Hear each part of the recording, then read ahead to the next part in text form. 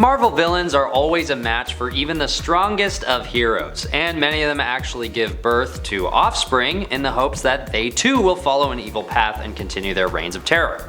Here are the top 10 most powerful children of Marvel villains. At number 10 we have Harry Osborn. Son of Norman Osborn and the heir to the Green Goblin mantle, Harry Osborn gains even more power than his father for a time, but eventually succumbs to Goblin's disease. When Harry is born, his father, an industrialist obsessed with money and success, bargains his soul to the demon Mephisto in exchange for mass success in business. This leaves Harry with basically no chance at a happy life, inflicting him with a number of personal tragedies in adulthood and eventually banishing his soul to hell. And all this is the primary reason he isn't higher on the list. He gets so tormented by this that he fast tracks himself into villainy, overdosing himself on the Goblin Serum in an effort to live up to his father's power. Which he does for a time. Which is why he makes it onto this list, but he doesn't last long because he contracts an illness from the Goblin Serum and dies early. At number 9 we have Peter Quill, or Star-Lord. Leader of the Guardians of the Galaxy, Peter Quill is the son of Jason in the comics, previous Emperor of Spartax, and holder of the mantle Mr. Knife.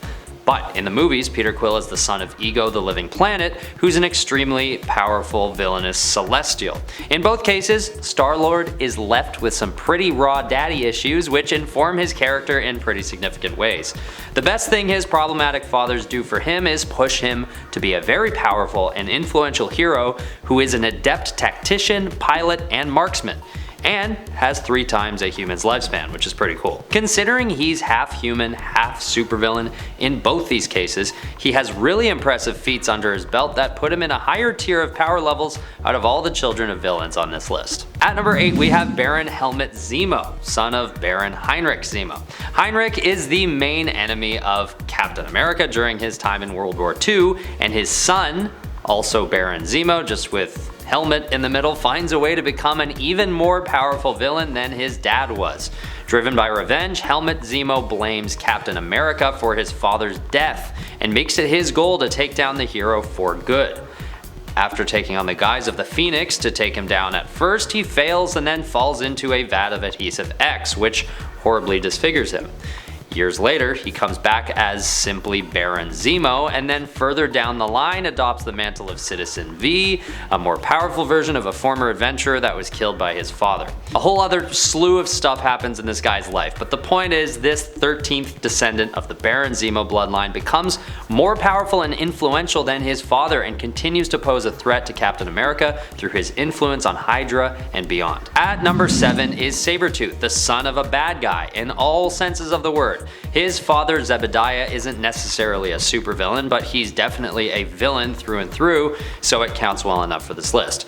When he notices his son's mutation starting to form, Zebediah locks a young Sabertooth, aka Victor Creed, in his basement and yanks out his sharp teeth one by one. Convinced that Sabertooth is a spawn of the devil, his father keeps him in captivity for so long that Victor decides to bite his own hand off in order to escape his bindings.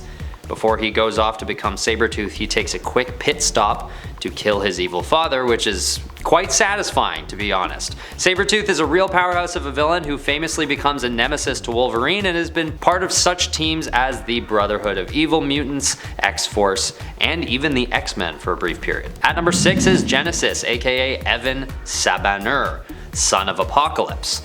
Evan grows up surrounded by good mutants and seems to do everything in his power to follow a path of good.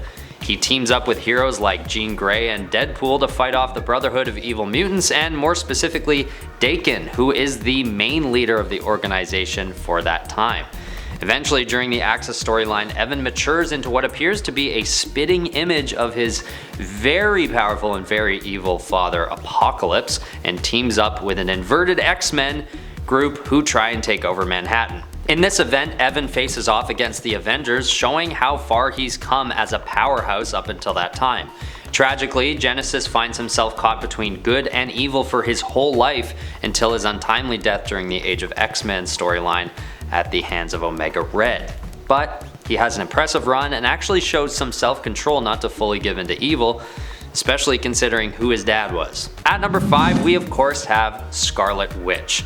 This is a very commonly discussed case where this well-known hero has a very famous or infamous supervillain father named Magneto. And even though we don't get to hear anything of this origin in the MCU due to licensing rights, she is in fact the daughter of Magneto. Yes, her brother Quicksilver shares the same internal conflict as she does, having such an evil father, both of them starting as agents of Hydra and counterparts to the Avengers. But as Scarlet Witch matures and joins the good guys, she becomes one of the most powerful superheroes, not just in the Avengers, but in all the Marvel comics. Her ability to manipulate psionic energy, or magic if you will, offers such a dynamic range to the character and gives the Avengers a huge boost in their power levels as a team. Although her intentions have always been a little questionable considering her potential for evil down to her roots. Like, you know, that one time in House of M when she says, "No more mutants," and literally wipes out the mutant gene just to get back at her father for being a bad dad.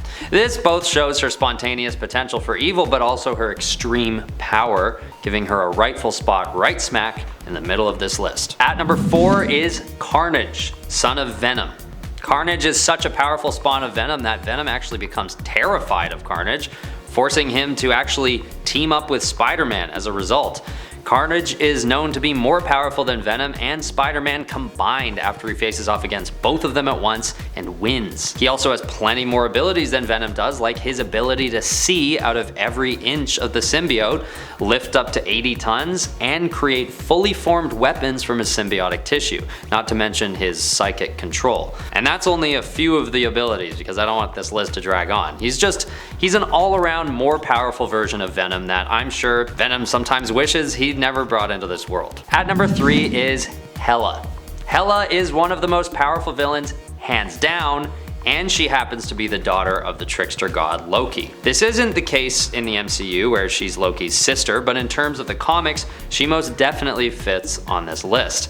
And what's most interesting about this case is how much more powerful she becomes than her father.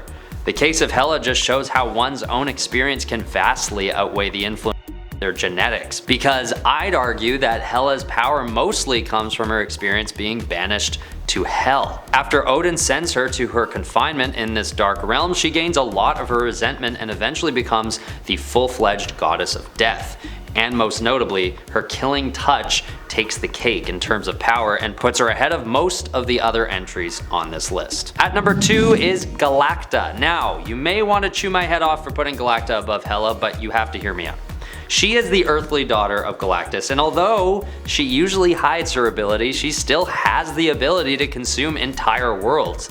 There's no two ways about it. Just because she has an easier time controlling her hunger and takes on a pretty harmless looking human form doesn't mean that she is any less capable of destroying entire planets with little to no effort. It's just plain lucky for the humans of Earth that she uses her ability for good and travels the world consuming harmful beings and viruses instead, like the Skrull virus. This is one of those cases where perhaps Galactus' child isn't quite as powerful as he is, but even coming close to that, which she does, still puts her in an insanely high echelon considering how high the bar is for a being like Galactus. At number 1 is Thane, son of Thanos. Known to be just as powerful, if not more powerful than Thanos, Thane takes the top spot on our list without question. Going under the radar for years as something of a secret son of Thanos, Thane lived as an Inhuman on Attilan, but was eventually unleashed as an equally power-hungry villain to Thanos. Acquiring the Phoenix Force for a while, Thane's abilities only increased as he went on a deadly conquest to become the ruler of the universe. His left hand has a Death Touch ability which can change the fabric of existence on command, and his right hand has the Amber Encasement ability, which traps people in a state of being between life and death, where they're completely in his control. And of course, the Phoenix Force, when he gets it, only augments these powers while he has it. Luckily, Thane is currently banished in the God Quarry, the only place that Thanos could think to keep him from taking over the universe and getting in the way of his own tyrannous pursuits. Okay, that was the list. Thanks for watching. Let me know if I missed any today because I know there must be more out there. Give the video a like if you want to see a part 2, and I'll do my best to put another one together for you. This has been Top 10 Nerd, and I've been your host, Ben Ball. You know the rest.